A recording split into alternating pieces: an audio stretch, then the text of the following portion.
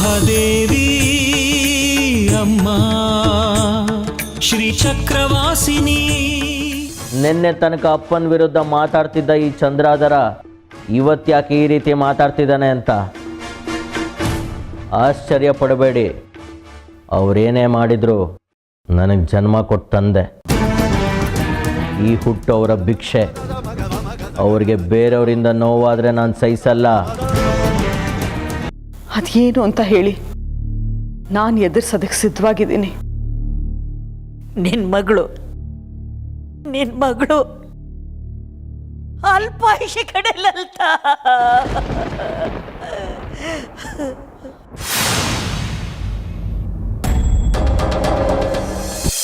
ನಿನಗೆ ಗೊತ್ತಲ್ಲ ಬಂಗಾರಿ ಅಮ್ಮ, ಬಂದು ಮಗ ಸೊಸೆನ ಕಳಿಸ್ಕೊಡಿ ಅಂದರೆ ಕಳಿಸ್ಕೊಡ್ಲೇಬೇಕು. ಅದಕ್ಕೆ ನಮ್ಮ ಜೊತೆಗಿರೋವರೆಗೂ ಚೆನ್ನಾಗಿ ನೋಡ್ಕೊಳ್ಳೋಣ. ಎಷ್ಟು ದಿನ ಅಂತ ಹೀಗೆ ಸುಳ್ಳು ಹೇಳ್ತೀರಾ? ಇರೋಷ್ಟು ದಿನ ಅಂದರೆ ಬದುಕಿರೋಷ್ಟು ದಿನನಾ? ಸಾಯೋಕ್ಕಿಂತ ಮುಂಚೆ ಅಂತನಾ?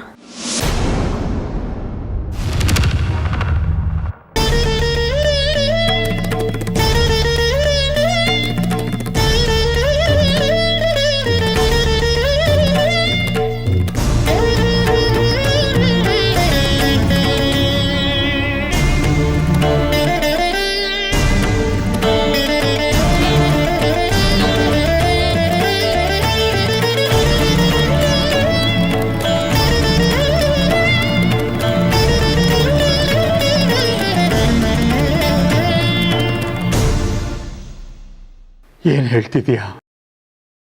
ನಂಗೆಲ್ಲ ಗೊತ್ತು ರೀ. ಅಮ್ಮ ನಂಗೆಲ್ಲ ಹೇಳಿದ್ರು.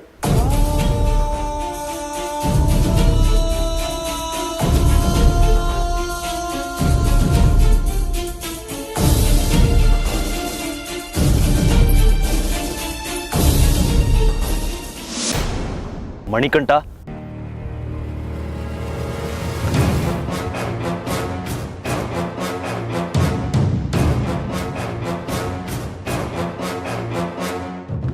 ಮಣಿಕಂಠ, ನಿಂತ್ಕೊ ಮಣಿಕಂಠ. ಗುರುಗಳೆಲ್ಲಿ ಮಣಿಕಂಠ? ಯಾಕೆ ಇನ್ನೊಂದು ಯಾವ್ದಾರ ವಿಷಯ ಹೇಳ್ಕೊಂಡ್ ಬಂದಿದ್ಯಾ? ಮಣಿಕಂಠ, ಇದ್ದದ್ದನ್ನ ಇದ್ದಾಗ ಹೇಳಿದ್ರೆ ಎದ್ದು ಬಂದು ಎದೆ ಗೊತ್ತಂತೆ. ನೋಡು ಮಣಿಕಂಠ, ನಿನ್ನ ನೋವು ಏನು ಅಂತ ನನಗೆ ಅರ್ಥ ಆಗ್ತಿದೆ. ನಿನ್ನ ಈ ಮಾತಿಗೆ ಕಾರಣ ಏನು ಅಂತನೂ ನನಗೆ ಗೊತ್ತಿದೆ. ಅದೆಲ್ಲ ಆಗೋಗಿರೋ ವಿಚಾರ. ಮೊದಲು ಗುರುಗಳೆಲ್ಲಿ ಅಂತ ಹೇಳು, ನಾನು ಅವ್ರ ಜೊತೆ ಮಾತಾಡಬೇಕು. ಅವ್ರ ಹತ್ರ ನಿಂದೇನ್ ಮಾತು? ಮೋಸಗಾರ ನೀನು ಆ ವಿರೂಪಾಕ್ಷ ಶಾಸ್ತ್ರಿಗಳು ಸೇರಿ ನಮ್ಮ ಗುರುಗಳಿಗೆ ಮೋಸ ಮಾಡಿದ್ರಿ. ಮೋಸ ಮಾಡಿ ನಿಮ್ಮ ಅಕ್ಕನ ಜೊತೆಲಿ ನಮ್ಮ ಗುರುಗಳಿಗೆ ಮದುವೆ ಮಾಡಿಸಿದ್ರಿ. ಬೆನ್ನಿಗೆ ಚೂರಿ ಹಾಕಿದ್ರಿ. ಇಲ್ಲಿ ಬಂದ್ಮೇಲೂ ಅಷ್ಟೇ, ವಿರೂಪಾಕ್ಷ ಶಾಸ್ತ್ರಿಗಳು ನ್ಯಾಯವಾಗಿ ನಮ್ಮ ಗುರುಗಳಿಗೆ ಕೊಡಬೇಕಾಗಿದ್ದಂಥ ಸ್ಥಾನಮಾನ ಕೊಡದೆ ಅವಮಾನ ಮಾಡಿದ್ರು. ಶ್ರೀಚಕ್ರದಲ್ಲೂ ಪಾಲಿಲ್ಲ ಅಂದ್ರು. ಗುರುಗಳೇ ಆ ವಿರೂಪಾಕ್ಷ ಶಾಸ್ತ್ರಿಗಳಿಗೊಂದು ಗತಿ ಕಾಣಿಸ್ಬೇಕಾಗಿತ್ತು. ಆದ್ರೆ ಅಷ್ಟು ಶಕ್ತಿ ಅವರಲ್ಲಿ ಉಳಿದಿಲ್ಲ ಸೂರ್ಯಾಂಶು. ಯಾಕೆ ಮಣಿಕಂಠ?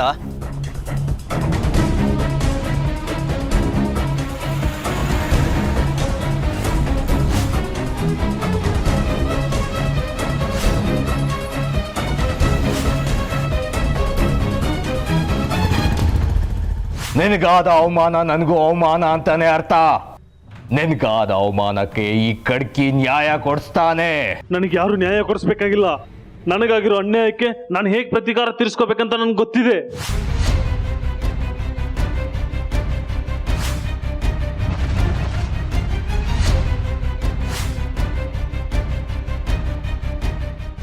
ನಾನು ನಿನ್ನನ್ನು ಕರೆಸಿದ್ದು ಅದಕ್ಕಲ್ಲ. ಅವಳನ್ನ ಕೊಲ್ಲೋದಕ್ಕೆ ನಿಂಗೆ ಯಾವುದೇ ರೀತಿ ಹಕ್ಕಿಲ್ಲ. ನೀವು ಕರೆಸಿದ ಬೇರೆ ಕಾರಣಕ್ಕಿರ್ಬೋದು, ಆದ್ರೆ ನಾನು ನಿಮ್ ಕೆಲಸ ಮಾಡಕ್ ಹೊರಟಿಲ್ಲ. ಅವಳ ಹೆರಿಗೆ ಆಗಿ ಶ್ರೀಚಕ್ರದ ಜನನವಾಗೋವರೆಗೂ ಅವಳನ್ನ ನೀನು ಏನು ಮಾಡೋ ಹಾಗಿಲ್ಲ. ಶ್ರೀಚಕ್ರ ಸ್ವರೂಪಿ ಶಿಶು ನನ್ನ ಪಾಲಾದ್ಮೇಲೆ ನೀನ್ ಅವಳನ್ನ ಏನ್ ಬೇಕಾದ್ರೂ ಮಾಡ್ಕೋ. ಸಾಧ್ಯನೇ ಇಲ್ಲ ಕಾಲುರುದ್ರ ಸಿದ್ದೇಶ್ವರ ಕಡ್ಕಿ.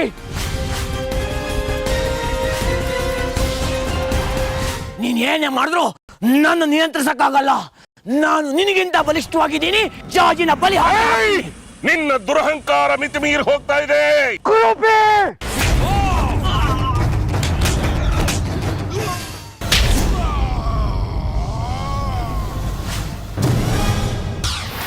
ಈ ಕ್ಷಣ ನಿನ್ನ ಅಂತ್ಯ ಖಚಿತ.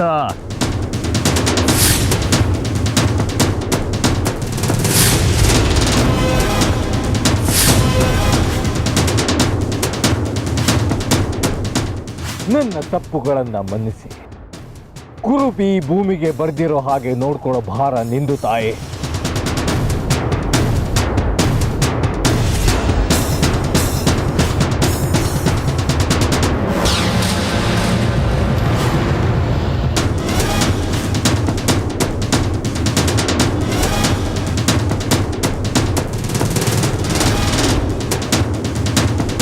ನಾನು ತಪಸ್ಸಿಗೆ ಕೂರ್ಬೇಕು. ನಾನು ಮತ್ತೆ ತಾಯಿನ ಒಲ್ಸ್ಕೋಬೇಕು ಅಂದ್ರೆ ಮತ್ತೆ ಘೋರ ತಪಸ್ಸು ಆಚರಿಸ್ಬೇಕು.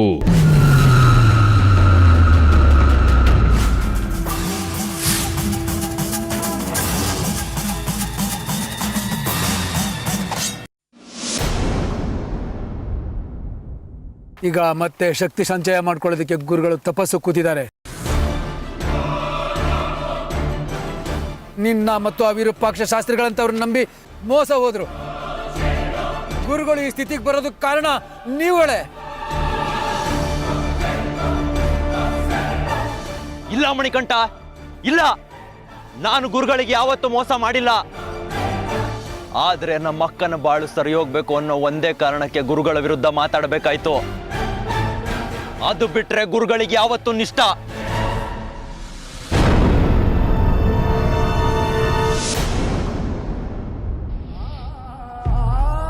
ಯಾಕ್ರಿ ನನ್ನಿಂದ ಮುಚ್ಚಿಟ್ರಿ? ಇಷ್ಟು ದೊಡ್ಡ ನೋವನ್ನ ನೀವೊಬ್ಬರೇ ಅದು ಹೇಗೆ ಅನುಭವಿಸ್ತಾ ಇದ್ರೋ ನನಗಂತೂ ಗೊತ್ತಿಲ್ಲ. ಅಮ್ಮ ನನಗೆ ವಿಷಯ ತಿಳಿಸಿದ ತಕ್ಷಣ ನನ್ನ ಎದೆನೇ ಒಡೆದು ಹೋಯ್ತು. ನೀವು ಹೀಗೆ ಸಂಕಟ ಪಡ್ತೀರಿ ಅಂತಾನೆ ನಾನು ಈ ವಿಷಯನ ನಿನ್ನಿಂದ ಅಮ್ಮನಿಂದ ಮುಚ್ಚಿಟ್ಟಿದ್ದು.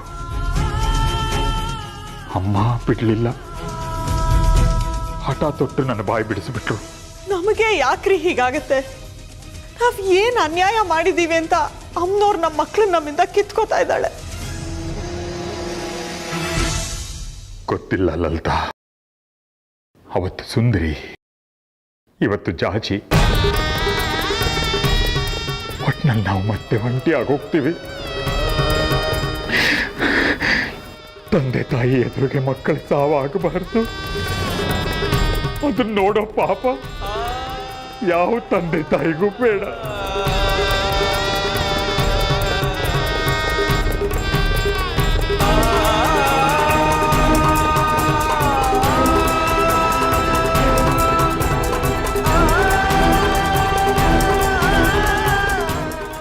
ಯಾವ ಜನ್ಮದಲ್ಲಿ ಯಾರು ಹೊಟ್ಟೆ ಉರಿಸಿದ್ವೋ ಏನೋ, ಈ ಜನ್ಮದಲ್ಲಿ ನಮ್ಮ ಹೊಟ್ಟೆಗೆ ಬೆಂಕಿ ಬಿದ್ದಿದೆ. ನೋವು ಸುಟ್ಟು ಸುಟ್ಟು ತಿಂತಾ ಇದೆ. ಕ್ಷೇತ್ರ ದರ್ಶನದಿಂದ ಜಾಜಿ ಆಯಸ್ಸು ವೃದ್ಧಿ ಆಗುತ್ತೆ ಅಂತ ಅಲ್ಲಿಗೂ ಕರ್ಕೊಂಡು ಹೋಗಿ ಬಂದೆ. ಅದರಿಂದಲೂ ಯಾವ ಉಪಯೋಗನೂ ಇಲ್ಲ ಅನ್ನಿಸ್ತಿದೆ. ನಮ್ ಜಾಜಿಗೇನಾದ್ರೂ ಆದ್ರೆ ನಾ ಖಂಡಿತ ಬದುಕಿರೋದಿಲ್ಲ. ಅವಳನ್ನ ಬಿಟ್ಟಿರೋ ಶಕ್ತಿ ನನಗಿಲ್ಲ.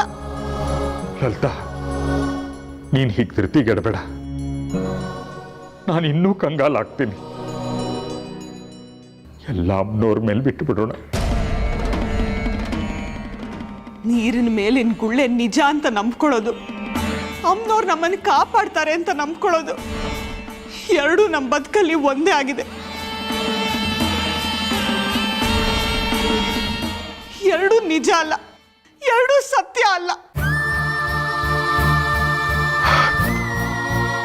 ಜಾಜಿ ಬಂಗಾರಿಗೆ ಒಳ್ಳೆ ಊಟದ ವ್ಯವಸ್ಥೆ ಮಾಡೋಣ. ಅವ್ರಿಗೆ ಏನು ಇಷ್ಟನೋ ಅದನ್ನೇ ಮಾಡೋಣ. ಹೋಗ್ಲಲ್ತಾ, ಜಾಜಿನ ಕೇಳಿ ಅವಳಿಗೆ ಏನೇನು ಇಷ್ಟನೋ ಅದನ್ನು ಪಟ್ಟಿ ಮಾಡು.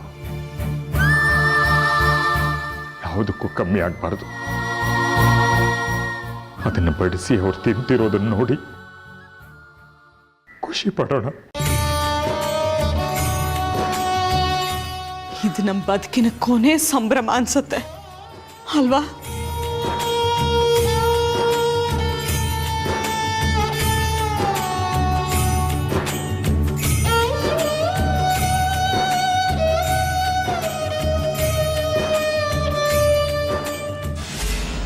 ಓಂ ಶ್ರೀ ತ್ರಿಪುರ ಸುಂದರಿ ದೇವಿ ನಮಃ.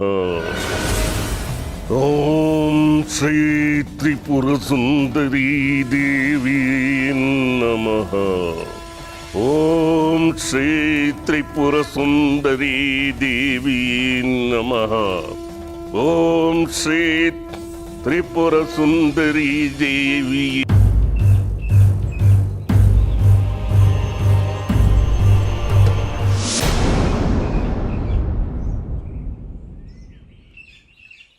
ಚಂದ್ರಾಧರ, ವಿಷಯ ಗೊತ್ತಾಯ್ತು ಚಂದ್ರಾಧರ. ನಿಮ್ಮ ತಂದೆಯವರಿಗೆ ಪಾರ್ಶ್ವವಾಯು ಬಡಿದಿದ್ದು, ಅವರು ದೇಶಾಂತರ ಹೋಗಿದ್ದು, ಎಲ್ಲ ವಿಷಯ ತಿಳಿಯಿತು. ವಿರೂಪಾಕ್ಷ ಶಾಸ್ತ್ರಿಗಳು ನಂಬಿದ್ದ ಅಮ್ಮನವರೇ ಅವ್ರಿಗೆ ಮೋಸ ಮಾಡಿಬಿಟ್ರು ಸೂರ್ಯಾಂಶು. ಅವರು ಶ್ರೀಚಕ್ರಕ್ಕೋಸ್ಕರ ಪಟ್ಟ ಪಾಡನ್ನೆಲ್ಲ ಮಂಡಪಾಲ್ ಮಾಡಿ ಹೀನಾಯ ಸ್ಥಿತಿಗೆ ತಂದು ಕೊನೆಗೆ ಈ ಚಕ್ರಾಪುರಿನೇ ಬಿಟ್ಟು ಹೋಗೋ ಥರ ಮಾಡಿದ್ರು. ನನ್ನ ಗುರುಗಳದ್ದು ಇದೇ ಪರಿಸ್ಥಿತಿ ಚಂದ್ರಾಧರ. ಅವ್ರಿಗೂ ಮೋಸ ಆಗಿದೆ. ಶ್ರೀಚಕ್ರದಿಂದಾಗಿ ತಮ್ಮೆಲ್ಲ ಶಕ್ತಿಗಳನ್ನು ನಷ್ಟ ಮಾಡಿಕೊಂಡಿದ್ದಾರೆ. ಈಗ ತಮ್ಮ ರುಂಡ ಮುಂಡಾನೆ ಬೇರ್ಪಡಿಸಿ ಘೋರ ತಪಸ್ಸಿ ಕೂತಿದ್ದಾರೆ. ನಿಜ ಸೂರ್ಯಾಂಶು, ನಿಮ್ಮ ಗುರುಗಳಿಗೂ ನನ್ನ ತಂದೆಯವ್ರಿಗೂ ಮೋಸ ಆಗಿದೆ. ಹೌದು ಚಂದ್ರಧರ, ಇಬ್ರಿಗೂ ಶ್ರೀಚಕ್ರದಿಂದ ಮೋಸ ಆಗಿದೆ. ಜಾಜಿ ಮತ್ತೆ ಅವಳ ಮನೆಯವರಿಂದ ಮೋಸ ಆಗಿದೆ. ಶ್ರೀಚಕ್ರ ನಿನಗೆ ಕೊಡ್ತೀನಿ ವಿರೂಪಾಕ್ಷ ಅಂತ ಪದೇ ಪದೇ ಅಪ್ಪನ ಕನ್ಸಲ್ಲಿ ಬಂದು ಹೇಳಿ ಶ್ರೀಚಕ್ರದ ಆಸೆ ತೋರಿಸಿ ಕೊನೆಗೆ ಕೈ ಕೊಟ್ಟ ಅಮ್ಮನವರಿಂದನೂ ಮೋಸ ಆಗಿದೆ. ಇದನ್ನ ಹೀಗೆ ಬಿಟ್ರೆ ನಾವು ಕೈಲಾಗ್ದವ್ರು ಅನ್ನಿಸ್ಕೋತೀವಿ ಚಂದ್ರಧರ. ಇದಕ್ಕೇನಾದ್ರೂ ಮಾಡಲೇಬೇಕು.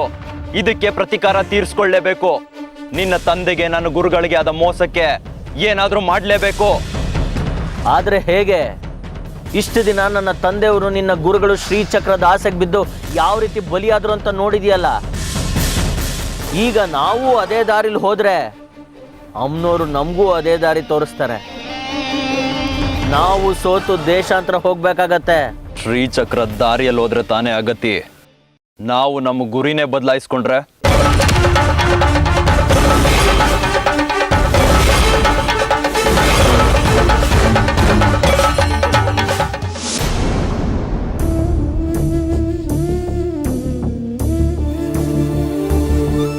ಶೇಖರಿ,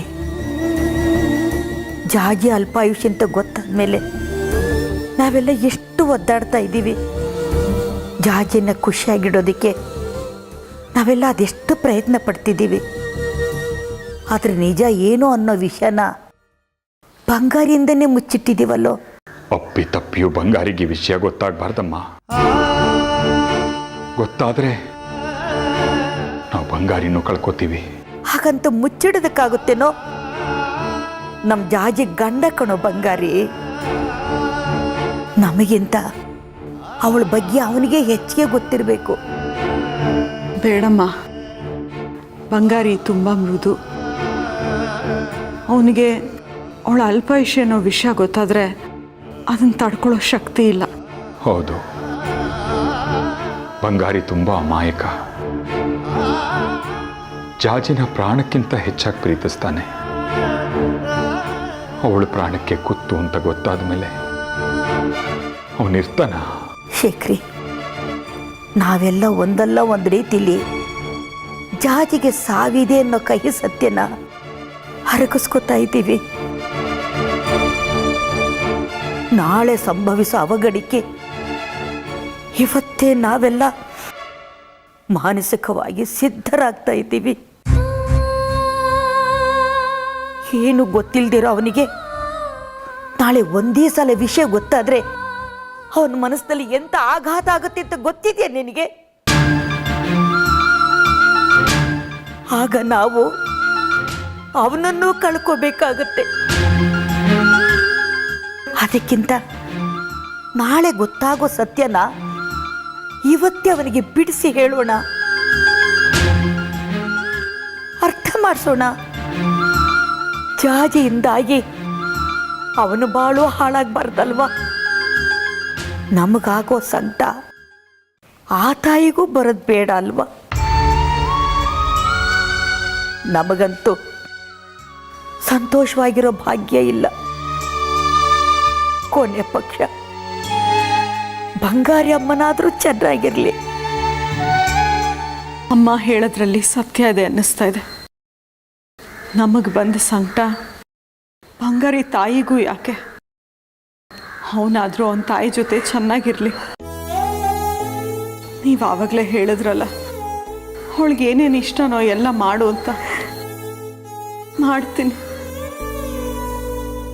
ಬಂಗಾರಿ ಇಷ್ಟವಾದ್ದನ್ನು ಮಾಡು, ಸಿಹಿನೂ ಇರಲಿ. ಊಟ ಆದಮೇಲೆ ಅವನ್ನ ಕೂರಿಸ್ಕೊಂಡು ನಿಜಾಂಶ ಹೇಳೋಣ. ಅವನು ಅವಳ ಜೊತೆ ಏನೇನು ಕನಸು ಕಟ್ಕೊಂಡಿದ್ದಾನೋ ಏನು. ನಿನ್ನ ತಂದೆಯವರು ನನ್ನ ಗುರುಗಳು ಮಾಡಿದ್ದು ಒಂದೇ ತಪ್ಪು ಚಂದ್ರ. ಅವ್ರ ಗುರಿ ಬರೀ ಶ್ರೀಚಕ್ರ ಆಗಿತ್ತು. ನಮ್ಮ ಬೇಟೆ ಶ್ರೀಚಕ್ರ ಆಗಬಾರ್ದು. ಆದ್ರೂ ಸುತ್ತ ಬೇಲಿ ಅಂತ ನಿಂತಿರೋ ಜಾಜಿ ಮತ್ತು ಅವ್ರ ಕುಟುಂಬ ಆಗಿರಬೇಕು. ಆ ಕುಟುಂಬದವ್ರನ್ನ ಒಬ್ಬೊಬ್ಬರನ್ನೇ ನಿವಾರಣೆ ಮಾಡ್ತಾ ಹೋದ್ರೆ ಶ್ರೀಚಕ್ರ ನಮ್ದಾಗತ್ತೆ. ನಮಗ್ ಮಾಡಿದ ಮೋಸಕ್ಕೆ ಪ್ರತೀಕಾರನೂ ತೀರ್ಸ್ಕೊಂಡಂಗಾಗತ್ತೆ.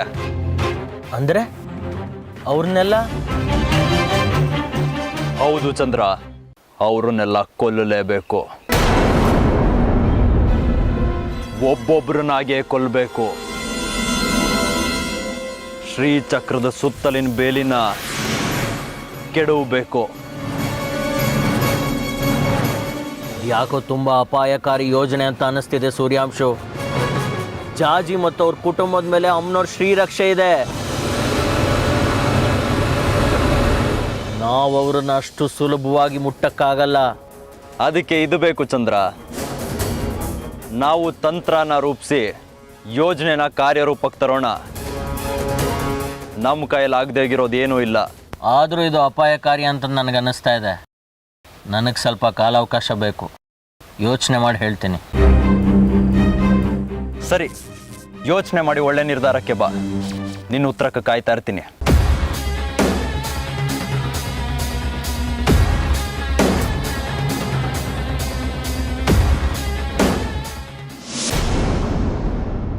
ಸಾವಿನ ಸುದ್ದಿ ಹೇಳೋಕ್ಕೆ ಸಿಹಿ ಯಾಕಮ್ಮ? ಅವನ ಎದೆಗೆ ವಿಷ ಸುರಿಯ ವಿಷಯ ಹೇಳ್ತಾ ಇದ್ದೀವಿ.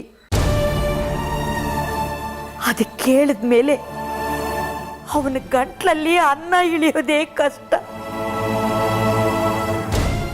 ಅಂಥದ್ರಲ್ಲಿ ಸಿಹಿ ತಿಂತಾನ? ಮೊದಲೇ ಅವನಿಗೆ ಸಿಹಿ ಅಂದರೆ ತುಂಬಾ ಇಷ್ಟ. ಇವತ್ತೊಂದಿನಾದ್ರೂ ಸಂತೃಪ್ತಿಯಾಗಿ ಸಿಹಿ ಊಟ ಮಾಡಲಿ.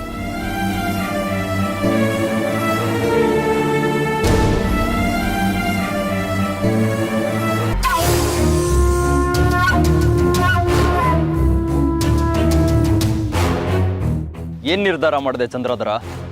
ನಿನ್ನ ಮಾತಿಗೆ ನನಗೆ ಒಪ್ಪಿಗೆ ಇದೆ. ನನ್ನ ತಂದೆ ಮತ್ತು ನಿನ್ನ ಗುರುಗಳ ಇವತ್ತಿನ ಸ್ಥಿತಿಗೆ ಕಾರಣ ಆದವರನ್ನ ಸುಮ್ಮನೆ ಬಿಡೋದು ಬೇಡ. ಒಳ್ಳೆ ನಿರ್ಧಾರ ಚಂದ್ರಧರ. ಹಾಗಿದ್ರೆ ಬಾ, ಇವತ್ತಿಂದಾನೇ ನಮ್ಮ ಗುರಿ ಕಡೆ ಲಕ್ಷ್ಯ ವಹಿಸೋಣ. ಇದು ಅಷ್ಟು ಸುಲಭವಾಗಿ ಆಗೋ ಕೆಲಸ ಅಲ್ಲ ಸೂರ್ಯಾಂಶು.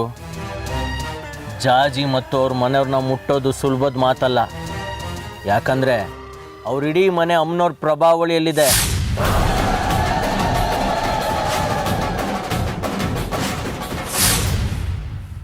ಈಗಂತೂ ಸ್ವತಃ ಅಮ್ಮನವರೇ ಶ್ರೀಚಕ್ರದ ಕಾವಲಿಗೆ ನಿಂತಿದ್ದಾರೆ.